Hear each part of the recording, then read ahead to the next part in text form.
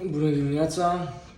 Astăzi o facem un nou video. Am lipsit câteva zile pentru că a fost puțin nebunie aici la Toms și nu prea am apucat să fac. Am început de foarte dimineață, așa ca românii, pe îngurăște.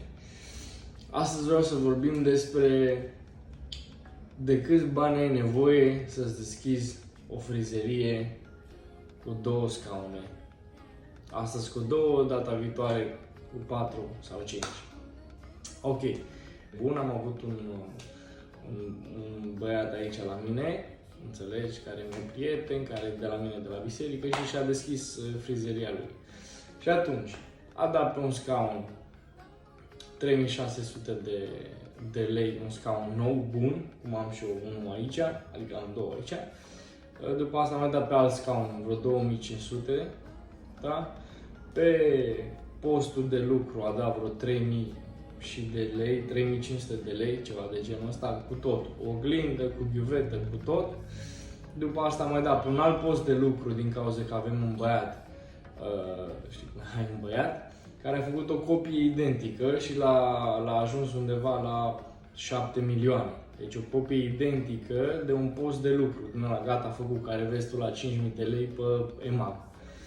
Deci nu e chiar așa cum vezi tu pe internet și că, wow, foarte scump. Nu. După asta el ce a trebuit să-și pună un boiler ca să poată să spele pe cap din cauza că locația nu-i permitea altfel. Nu avea centrală sau așa.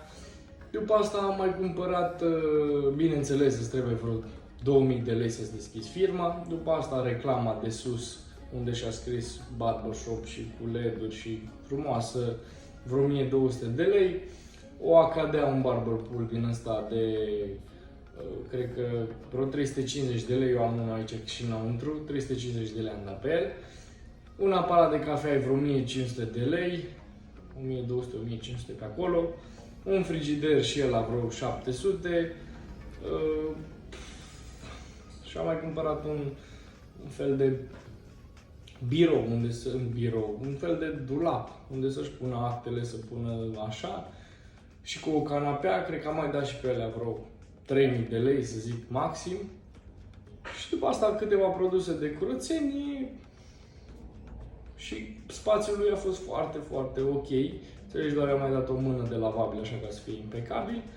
Și cred că niște lumini, și am mai pus el niște lumini. No, dacă faci socoteala din tot ce ți-am zis eu aici, plus minus transport, plus minus alte chestii, să zici că ajungi la 5.000 de euro. Să zici că ajungi la 5.000 de euro. Dar dacă le chivernisești bine, te gândești la toate, eu zic că te încadrezi lejer. Deci se poate. Se poate, stați liniștiți. Deci dacă vă gândiți să vă deschideți frizeria voastră, nu vă fie frică. Faceți-o cu mare încredere. Cel mai important e când pleci de la locul de muncă sau acolo, e să ai clienți. Adică dacă ai clienți de măcar 100 și ceva de milioane pe lună, care știi sigur că produci măcar 110, 120, 130, 150 de milioane, adică tu ai clienți de bani ăștia, atunci poți să te muți liniștit. Și cheltuielile sunt minime, ca să zic așa, adică la început, dacă vrei tu așa tare să-ți plătești cartea de muncă, e deja 10 milioane, ai o chirie la 2000 de lei, ai 3000 de lei. Utilități, minim 500, să zicem așa, maxim 500, plus cât mai cumperi o ceară, mai cumperi una alta, plus pază, plus toate astea, să zicem că ajungi la 4000 de lei, 5000 de lei, pune așa, mare, cel mai mare, 5000 de lei. Și atunci rămân undeva cu 8000 de lei, 9000, 10000 de lei, depinde cum îți merge. Asta doar tu, ca frizer, care deschizi frizerie. Dacă mai ai și un băiat și mai are și el clienți și nu mai face și el bani, deja ești pe plus. Deci cam asta e pentru astăzi. Nu vă fie frică să vă deschideți frizerie.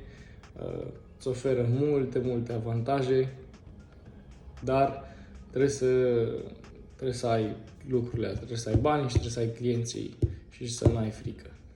Ok, hai. Ne vedem data viitoare.